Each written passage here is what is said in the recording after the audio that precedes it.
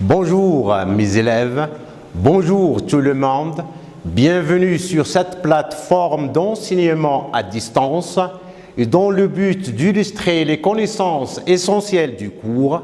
Et pour bien maîtriser les acquis, je présente aujourd'hui des séries d'exercices. Je commence par la série de la tension électrique. L'objectif de l'exercice 1, c'est de savoir représenter et de mesurer une tension électrique. Alors, l'exercice 1, ça concerne ce circuit électrique qui comporte un générateur et des dipôles. Alors, la première question vous demande de déterminer le sens du courant électrique. Donc, la première question, petit 1, le sens du courant. Alors, vous savez bien, à l'extérieur du générateur,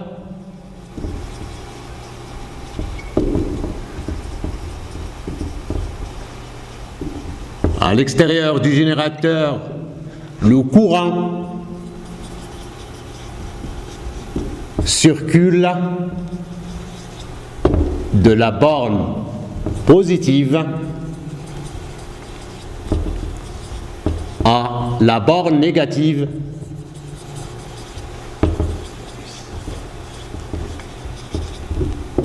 du générateur.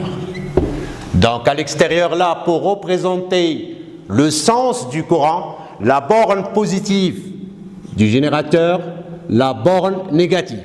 Donc le sens conventionnel du courant, il sort de la borne positive. Donc à savoir le sens conventionnel du courant, dans la deuxième question, on vous demande de représenter les tensions UPN, UAB et UBC et UBA. Alors, pour cela, donc la tension est représentée par une flèche. Je commence à représenter la tension UPN. La tension UPN, la flèche est dirigée de P vers N. La tension UBC, voilà les tensions UBC, puis la tension UAB.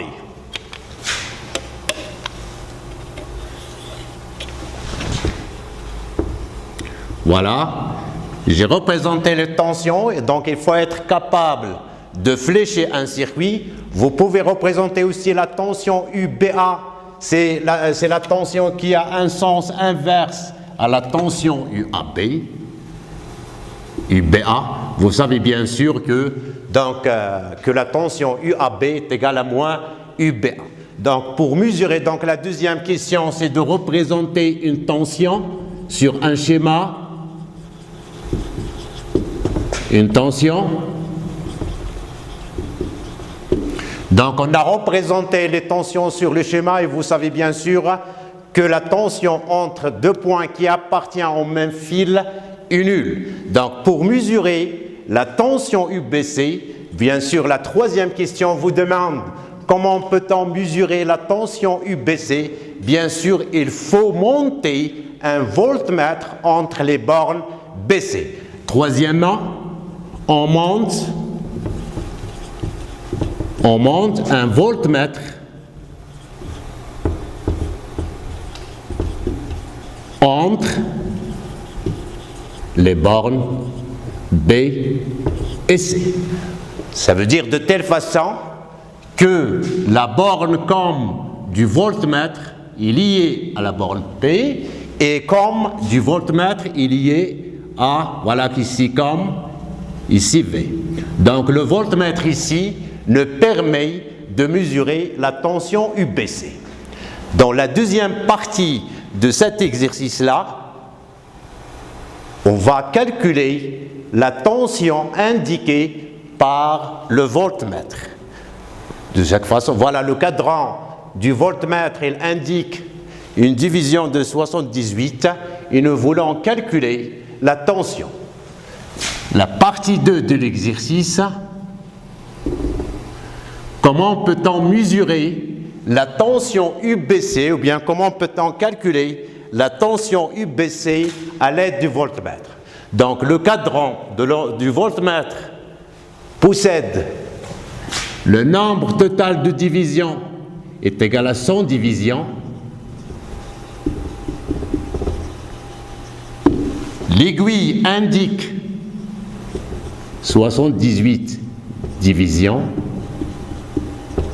Alors, la relation habituelle qui nous permet de calculer la tension UBC, bien sûr UBC que vous avez vu en cours, UBC, le calibre fois le nombre de divisions indiquées par l'aiguille sur le nombre total est égal, vous voyez sur le cadran, l'aiguille indique 78 divisions, et comme le calibre là est indiqué est égal à 10, donc 10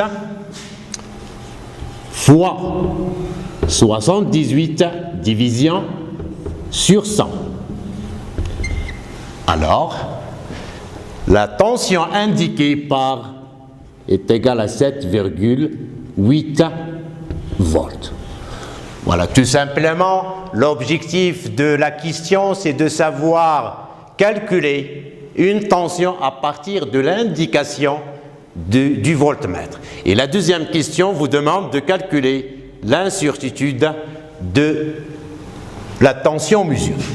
Après avoir mesuré la tension UBC à l'aide d'un voltmètre, et BC est égal à 7,8 volts, et comme vous savez bien sûr que chaque mesure en physique est munie d'une erreur, alors on doit calculer l'incertitude absolue.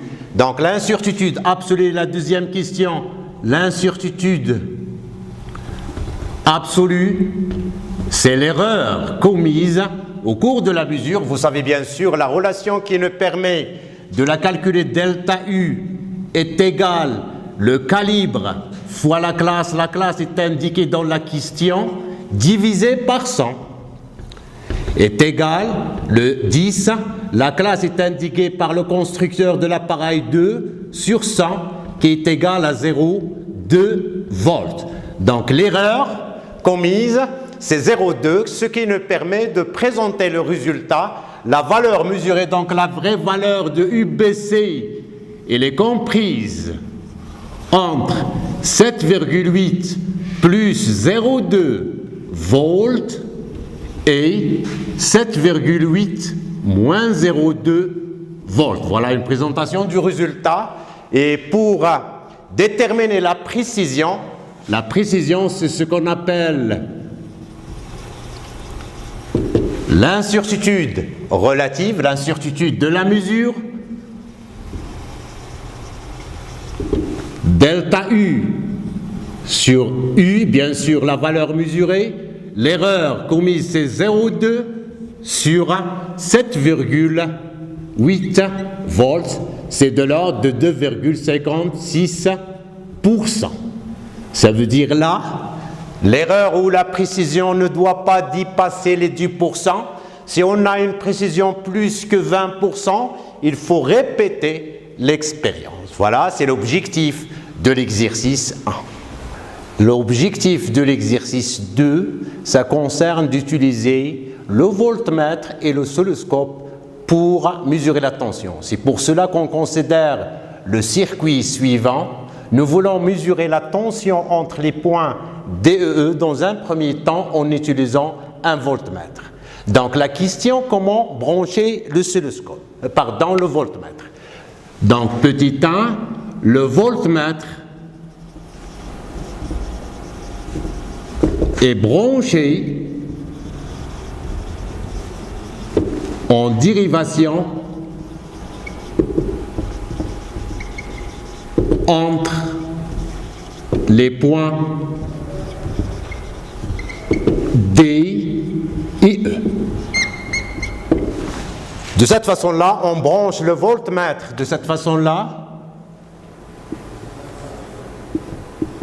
Donc le voltmètre nous permet de mesurer la tension UDE. La tension UDE, elle est mesurée par le voltmètre, sachant que le cadran du voltmètre contient 150 divisions et que le voltmètre indique l'aiguille du voltmètre indique la division 120. Alors, deuxièmement, comment peut-on calculer de la même manière?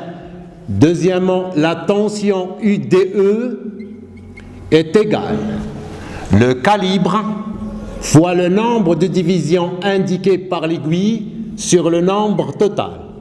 Le calibre indiqué par ou choisi c'est 15, le nombre de divisions indiquées par l'aiguille c'est 120, dans le cadran qui contient 150.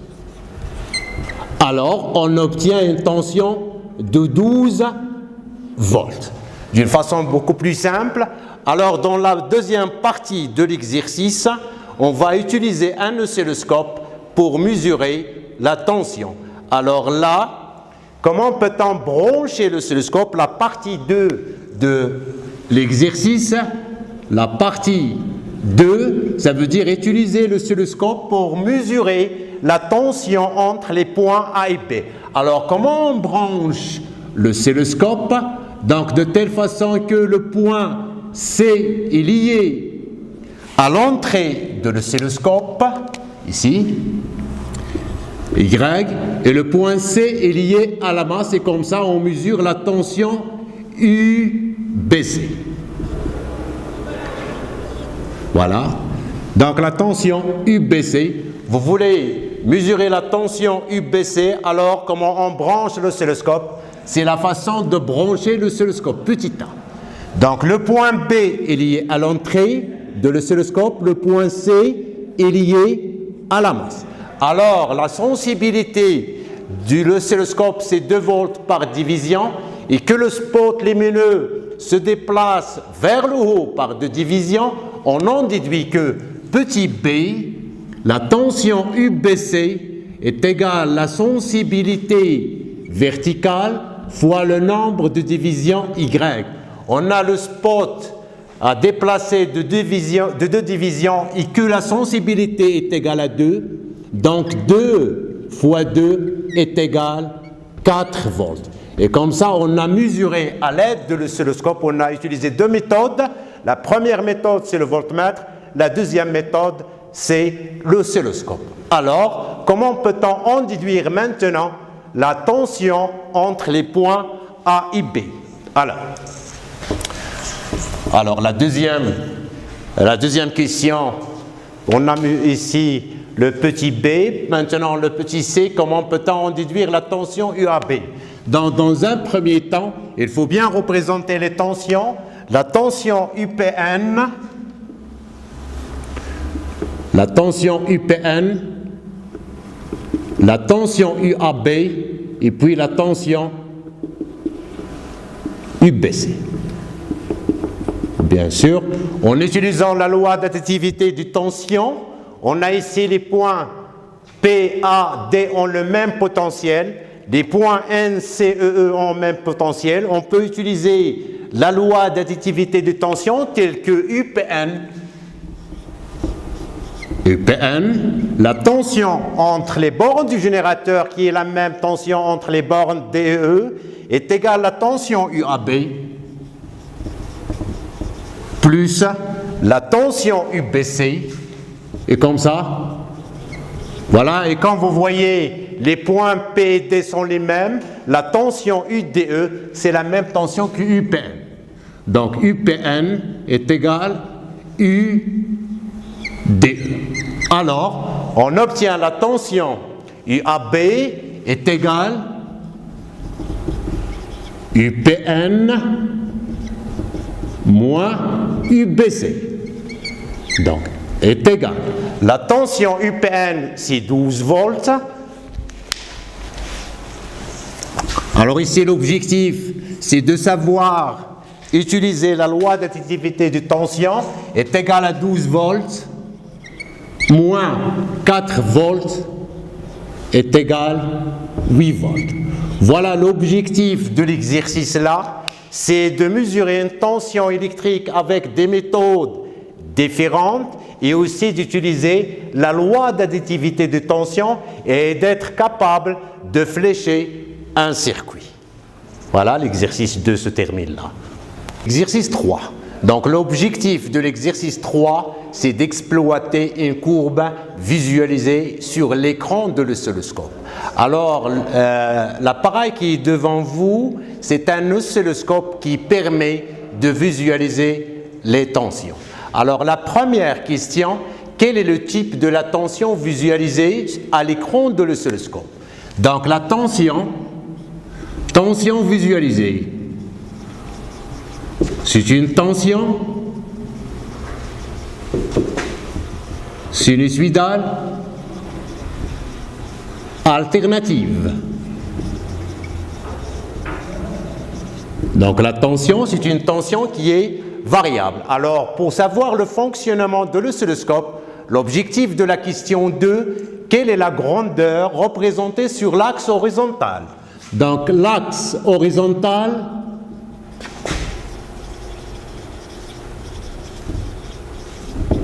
représente l'axe des temps. Donc ça veut dire le temps dans le système international, c'est seconde. L'unité dans le système international, c'est seconde, mais on peut utiliser d'autres unités. Pour la troisième question, quelle est la grandeur représentée sur l'axe vertical et quelle est son unité? Donc troisièmement, l'axe vertical, c'est un axe des tensions. Donc ça veut dire, vous savez bien sûr que l'unité dans le système international de tension, c'est le volt. Alors, donc pour utiliser un oscilloscope, il faut bien savoir les axes de l'oscilloscope. Alors pour manipuler un oscilloscope ou bien pour mesurer une tension dans l'oscilloscope, vous voyez l'écran de l'oscilloscope. Il apparaît une tension sinusoïdale. Nous voulons calculer dans la deuxième partie de l'exercice quelle est la valeur de la tension maximale. Donc, partie 2, bien sûr, toujours l'autre partie, c'est comment déterminer les caractéristiques d'une tension sinusoïdale. La première, c'est la tension maximale. La tension maximale, bien sûr, par la même méthode, Umax est égale à la sensibilité verticale fois Y max. Donc, Y max, le nombre de divisions maximales ici, c'est 3, et que vous voyez le bouton de la sensibilité verticale indique 2. La sensibilité Umax est égale à la sensibilité indiquée par le bouton de la sensibilité verticale, c'est 2 volts par division, et le nombre de divisions maximales, c'est 3, comme il apparaît, donc, fois 3 est égal à 6 volts. La valeur maximale de la tension est égale à 6 volts. Alors, quelle est la valeur efficace? Deuxièmement, la valeur efficace de la tension mesurée. La tension efficace U est égale U max sur racine de 2. Ici, je dois faire un petit calcul sur racine de 2. Donc 6 divisé par racine de 2, ça vous donne ici, la tension est égale à 4,24 volts. Alors c'est simple à dire, 4,24 volts. J'ai fait un petit calcul là.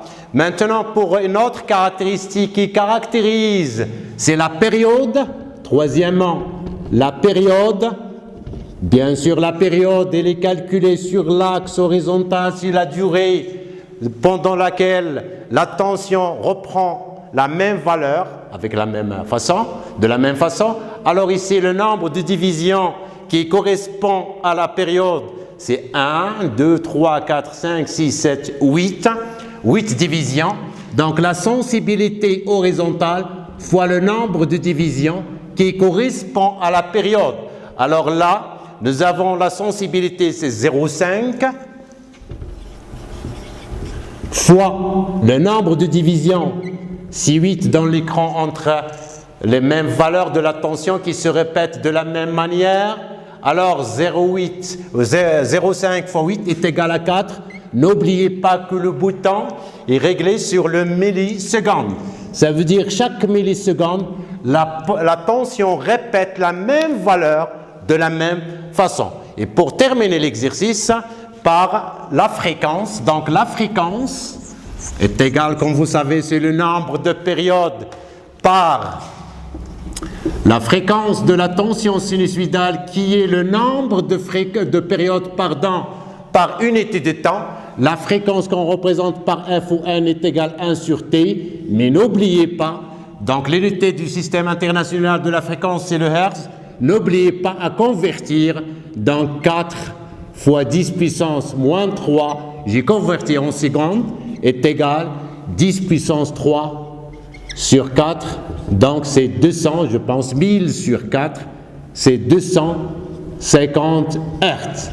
Et voilà, donc l'objectif de l'exercice, c'est de savoir déterminer les caractéristiques d'une tension sinusoïdale à partir d'un oscilloscope. Voilà l'objectif.